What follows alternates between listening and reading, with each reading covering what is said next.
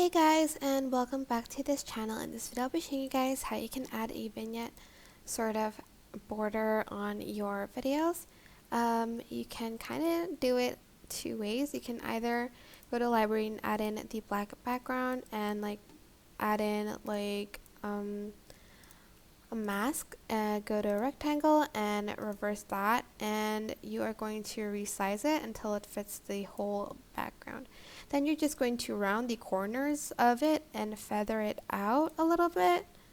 If it's too much, just adjust the round corners again and feather that out. But another simple way to actually do this is just to select the video and go to adjustments, scroll down until you find the vignette effect and just add it to your video essentially. And that is it. I hope this tutorial was helpful for you guys. Don't forget to like, comment, share, and also subscribe to this channel if you haven't done that already. If you have any questions, just leave it in the comment section down below and I'll try my best to answer them all for you guys.